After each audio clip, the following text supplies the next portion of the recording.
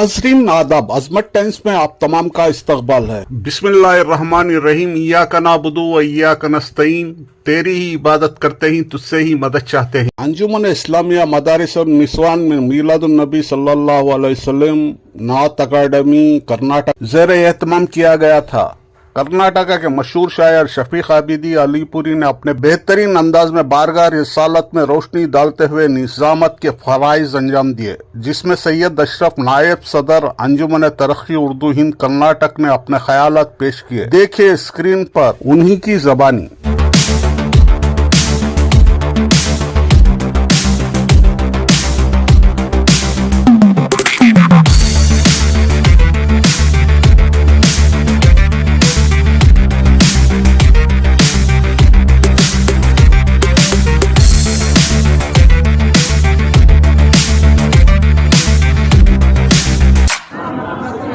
किसकी आमद से जमीन जागी समंदर जागे, निखातो नूर में डूबे हुए मंजर जागे। जर्रे जर्रे पथा नींदों का तसल्लुत, लेकिन कौन आया है जो सदियों के मुकद्दर जागे। जो समझ जाएगा इस्लाम समझ जाएगा और अल्लाह का पैगाम समझ जाएगा। शरण अभिमत के बरवालों,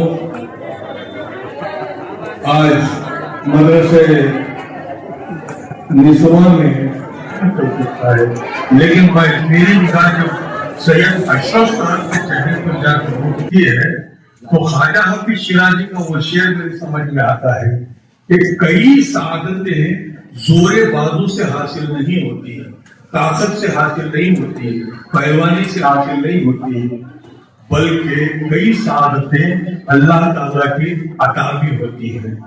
अल्लाह ताला जिसे चाहता है उन लोगों का इंतखाब कर लेता है खिदमत के लिए।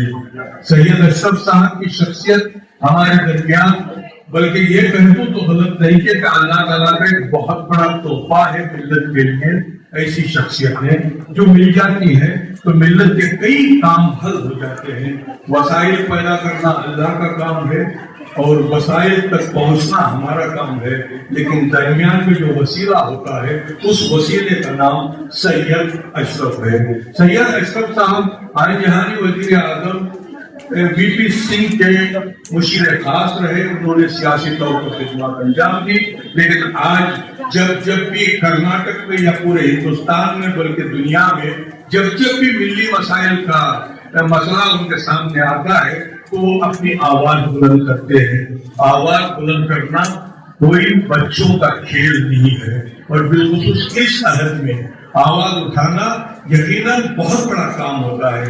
कि हमारी खुशबख्ती है कि आज इस पुरनूर महफिल में वो बतौर मेहमान खुसूसी मौजूद हैं। वो अगर सैयद अशरफ साहब से मुल्तमिस हूँ कि वो आए और अपने ख्यालात का इजहार फरमाएं। आप तमाम हज़रात पुरजोर अंदाज में सैयद अशरफ साहब का इस्तकबाल फरमाएं। जब तक हम एकजुट नहीं होंगे हम कुछ कर नहीं सकेंगे, इसलिए हम तमाम को एक होना जरूरी है और एक जहती में बड़ी ताकत है। अभी हुजूर की शान में गुस्ताखी कर दी, हम लोग खामोश बैठे हैं, तमाशा बने हैं, लेकिन ये इससे ईमान की हिफाजत, इस्लाम की हिफाजत नहीं होगी। हमें अपने ईमान की हिफाजत करना है, इस्लाम की हिफाजत करना है तो हमें एकजुट होना है, हमें मिलजुल कर काम करना है। तो उस सरदार ने मुझसे कहा कि हमारा मामला तो अलग है, आपसे अलग है। वाकई हम मानते हैं कि हम इस देश में 2% हैं और आप तो 22% हैं, लेकिन आप कुछ कर नहीं रहे हैं। मैंने कहा सरदार जी अब तो हमारा नंबर चल रहा है, आगे आपका नंबर आएगा। पता है उनकी क्या ये थी, उन्होंने क्या जवाब दिया?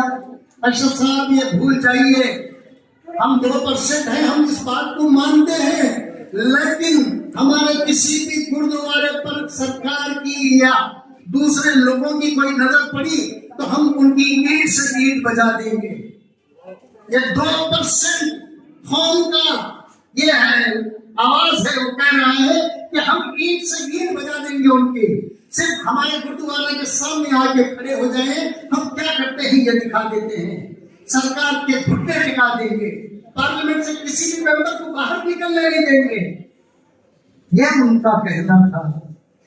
وہ 2% والا اتنی بڑی بات کر رہا ہے، ہم 22% والے خاموش بیٹھ کے تماشا دیکھ رہے ہیں. کیا یہ صحیح ہے؟ آپ اس کو صحیح مانتے ہیں؟ اس کو ہمیں صحیح ماننا نہیں چاہیے، ڈٹ کر مقابلہ کرنا چاہیے. اور جو ہے نا، جو کانسٹیٹیوشن، جو آئین جو ہمارے لیے حق دیا ہے، جو کانسٹیٹیوشن ہے جس چیز کا حق دیا ہے، اس حق کو لے کر ہم آگے بڑھنا چاہیے. جب کانسٹیٹیوشن نے، آئین نے ہمیں تمام چیزوں سے نوازا ہے تو ہم کیوں خاموش بیٹھے ہیں؟ کب تک خاموش بیٹھیں گے؟ ہمیں خاموش بیٹھنا نہیں چاہیے. تمام میں مسلمانوں سے اپیل کرتا ہوں کہ خدا را آنے والے دن ہمارے لیے بہت ہی مشکل ثابت ہوں گے. اس لیے ہم تمام کو ایک جٹ ہو کر حضور اکرم صلی اللہ علیہ وسلم کی بتائے ہوئے راستے پر چل کر، ان کی سنتوں کو عمل کر کر، اللہ کے بتائے ہوئے راستے پر چل کر ہم تمام کو ان فاشسٹ لوگوں کا مقابلہ کرنا چاہیے. اور جو کوئی بھی کہہ رہا ہے مسجدوں میں گھسے گا تو اس کو ابھی سے صحیح کرنا چاہیے ہم لوگوں کو. اگر ایک بار ہم باہر نکل گئے نا، اب میں یہ بھی کہنا چاہتا ہوں کہ ہم زمین تک جھکے ہیں. سرکاریں چاہتی ہیں کہ ہم زمین خود کے اندر جائیں، یہ ہمارے بس کی بات نہیں ہے. جس دن ہم سے یہ کہا جائے گا زمین کے اندر بھی جاؤ، جا کے وہاں تک جھکو، ہم جھکیں گے نہیں. جس دن ہم کھڑے ہو گئے اس دن ان کی کوئی خیر نہیں رہے گی. یہ میں بتانا چاہتا ہوں، کیونکہ مسلمان وہ قوم ہے کسی کو ڈری نہیں ہے اور ڈرنے والی قوم نہیں ہے. آپ بزدل نہیں ہیں، بزدلوں کی باتیں نہیں کریے. آپ بہت ہی محنت ایماندار اللہ کی رسی کو تھامے ہوئے. ہمارا مذہب ہمیں شانتی کا پیغام دیتا ہے، صبر کا پیغام دیتا ہے. ہم صبر کر رہے ہیں، صبر کر رہے ہیں. بس جس دن ہمارے صبر کا پیمانہ لبریز ہو جائے گا اس دن ہم خاموش نہیں رہیں گے. یہ چیتاونی میں کس کو دے رہا ہوں؟ اس خاموشی کو ہماری کمزوری سمجھ گئے ہیں. یہ ہماری کمزوری بالکل نہیں ہے.